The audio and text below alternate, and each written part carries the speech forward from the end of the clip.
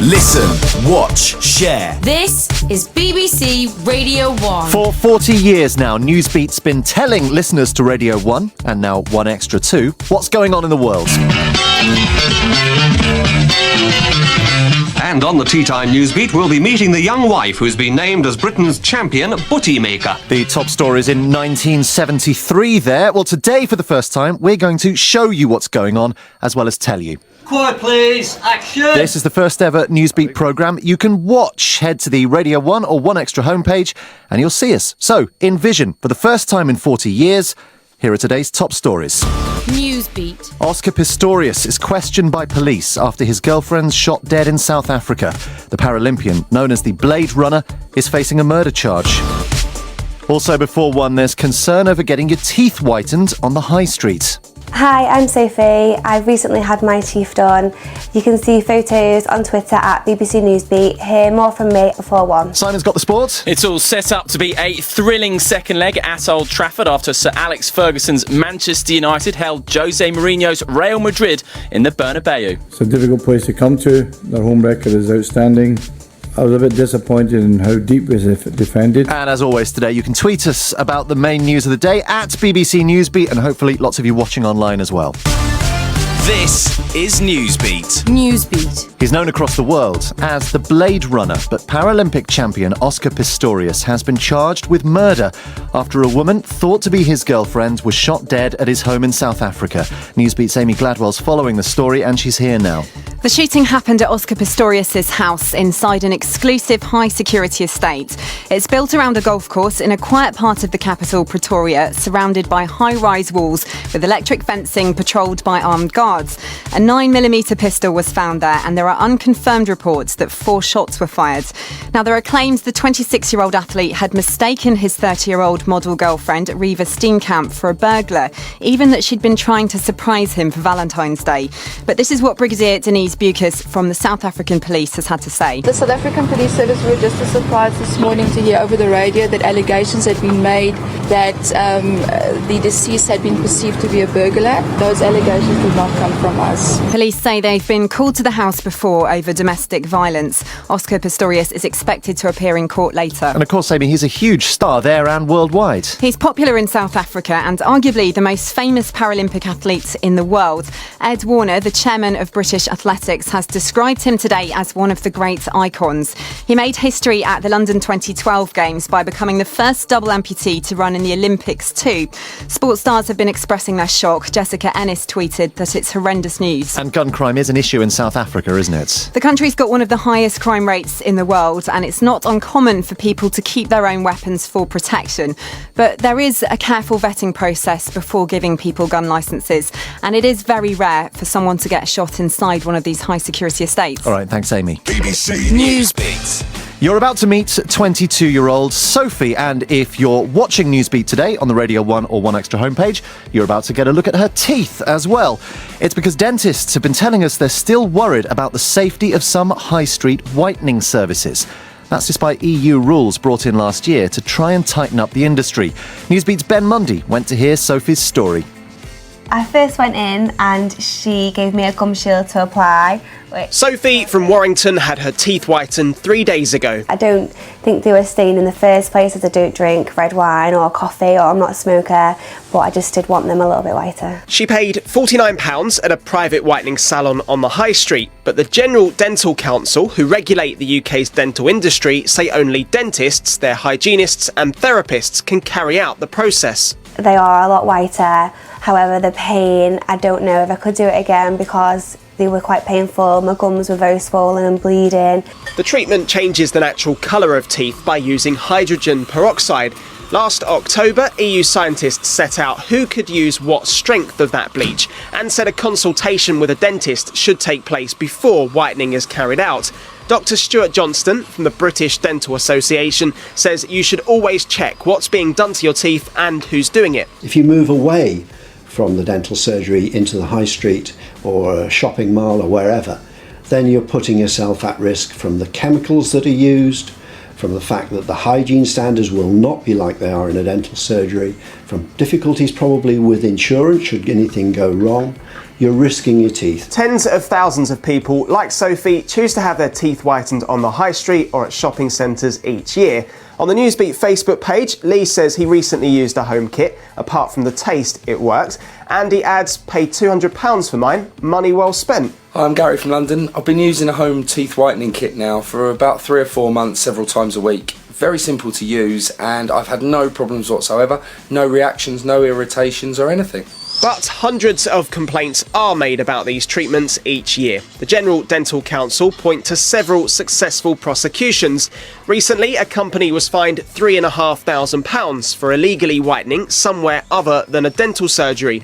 Some private firms offering this service argue dentists are just trying to cash in on a cosmetic process, while others say by having a registered dentist on site, they're doing nothing wrong. Caroline Short's company whitens teeth at a shopping centre in Kent, but she admits it's important to check exactly who's treating the teeth. There are teeth whitening companies out there that offer a really affordable, really good service. They do use dentists, they are hygienic, they're adhering to all the EU regulations and directives. And, you know, people are getting fantastic teeth whitening at an affordable price. Newsbeat. Newsbeat. If you've had your teeth whitened and you want to let us know how it was, tweet at BBC Newsbeat. Now let's check in with some more of today's main news. The Labour leader Ed Miliband has set out how much tax you'd pay if his party won the next election. He says there'd be a new tax on houses worth more than £2 million. He'd also bring back the lowest 10p rate of income tax. There's been a shake-up at the top of the BBC after the Jimmy Savile scandal. Head of News Helen Bowden is being made Director of Radio. She was asked to step aside during an investigation into why a Newsnight report on the former presenter was cancelled. Former Culture Secretary James Purnell will be the BBC's new Director of Strategy and Digital. Newsbeat. Well, remember, you can watch us on the Radio 1 and 1 Extra homepages today, and it's probably worth logging on to catch this later on in the programme, the Harlem Shake Newsbeat style.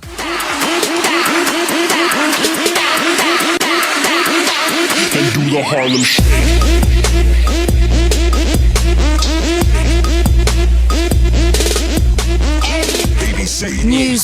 Newsbeat. Before all that, though, let's bring you up to date on the horse meat story. 8 horse carcasses in the UK have now tested positive for a small amount of a chemical called bute. It's something which can be dangerous to humans. The government says 3 of those carcasses may have entered the food chain in France. Farming Minister David Heath made the announcement in Parliament. The remaining 5 have not gone into the food chain. FSA are working with French authorities in an attempt to recall the meat from the food chain. Bute, or phenylbutazone, is used as a horse painkiller, but it can cause serious blood disorders in humans. None has been found so far in meat sold in the UK, but tests are ongoing. This is just catastrophic complacency. Labour's environment spokeswoman Mary Cray says she first raised the issue with ministers a month ago. Meanwhile, an MP's report calls ministers flat-footed and unable to respond effectively to the Horsegate scandal. Conservative MP Anne McIntosh chairs the group. Consumers have been shocked to see quite how widespread this contamination scandal has become and touches just about every European country. She's calling for more random tests, warning that anyone illegally passing horse meat off as beef is unlikely to care about hygiene.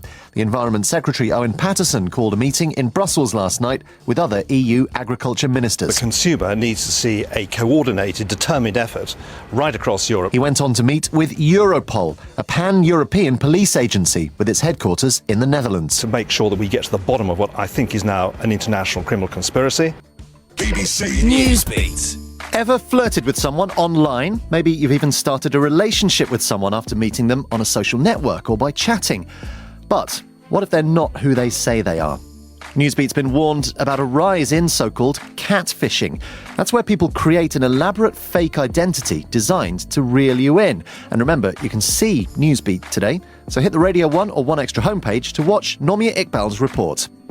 Do you believe you can fall in love with someone that you haven't met? I thought I was falling in love with him because I thought I was falling in love with his personality. That's Sarah. We're not giving any real names here because Sarah doesn't want people knowing her identity. She met Matt online. He's very good looking, dark hair, chiselled, had his own place, he enjoyed sports, like literally just lovely. But every time they tried to meet up, he would cancel. A mutual friend of theirs called Lucy encouraged her to stick with him. Matt is saying it's so nice that you two are getting on really well. A lot of other girls would have been like, forget you, move on.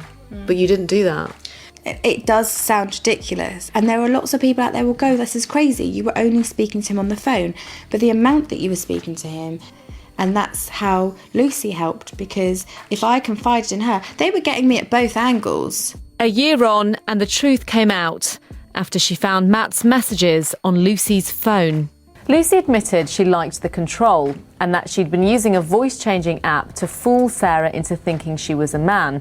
No action was taken, but Sarah's story isn't a one-off. The practice of faking profiles has been growing and has its own name, catfishing. The most high-profile UK case was 19-year-old Gemma Barker from Surrey, who last year was jailed for sexual assault. She pretended to be 3 different boys online. Laura Higgins is from UK Safer Internet Centre. We've seen quite an increase of cases in the last 12 months where people are either setting up profiles completely pretending to be somebody different. I think the sites have more responsibility in monitoring it and dealing with them quickly when they're reported to them. It's not just online sites that are being asked to raise awareness, but also the police. Jennifer Perry, who advises the National Stalking Helpline, says catfishing can cross the line into criminal behaviour. It usually falls under the harassment, and it depends if that catfishing is part of a bigger stalking campaign. Police would say, so what?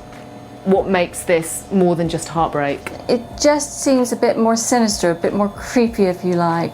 It's not normal behavior for an individual to do, so I would be concerned about kind of long-term if that would escalate in some other form. I think the police could offer better advice on what actions they should take. Police in the UK say they just don't have the resources to deal with online antisocial behaviour.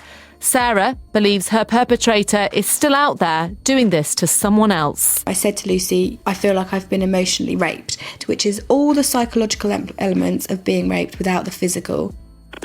This is BBC Newsbeat. Emily Sandé, Taylor Swift, One Direction. They'll all be battling it out for a Brit Award on Wednesday. We've been talking to a man who's already got one, Tom Odell. He's sharing a table with a guest you may have heard of. I think I'm going to be sat with Lily Cooper, or so I'm told, but yeah, I think she's going to come. Previously known as Lily Allen, of course. Tom picked up the Brits Critics' Choice Prize. Lily originally signed him up, and he's hoping they'll work together. Yeah, I'd love to. I'd love to make music with Lily. I think it'd be a privilege. I mean, she's, you know, I liked her music since I was 16 years old. You know, it's like.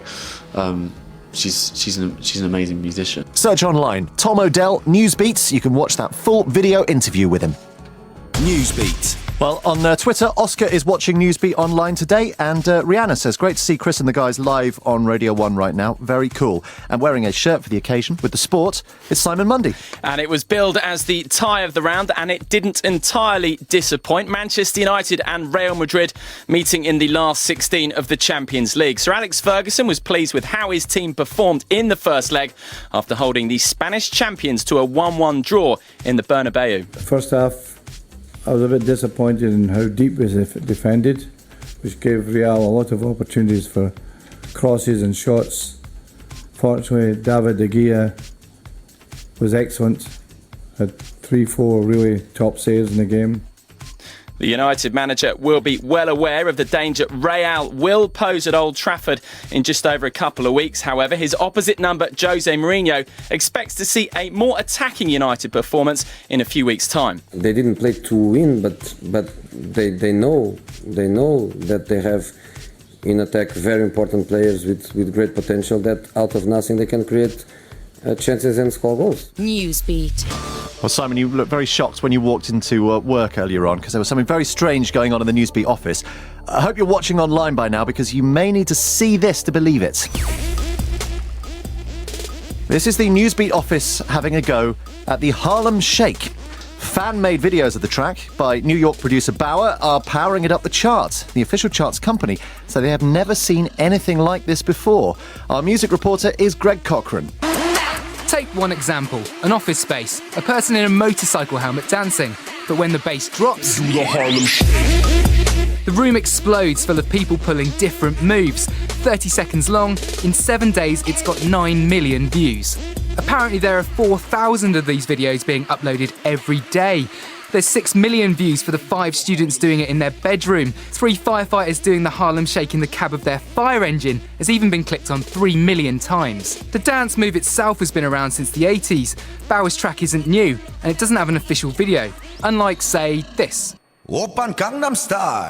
It's the fans' clips which have helped drive sales. In the official midweek chart, it was top 25. We've had lots of records which have had their own videos that have kind of promoted or created a new kind of dance craze that then other people have picked up on, and there have been viral versions of the same video. Martin Tolbert is the boss of the official charts company. What we haven't really had before in any shape or form is this kind of almost crowdsourced video. You know, this is people are making their own promos and putting them together. It is quite remarkable. bbc.co.uk/newsbeat. And our main news again, Paralympic champion Oscar Pistorius has been charged with murder. It's after his girlfriend was shot dead at their house in South Africa this morning. Newsbeat. Newsbeat.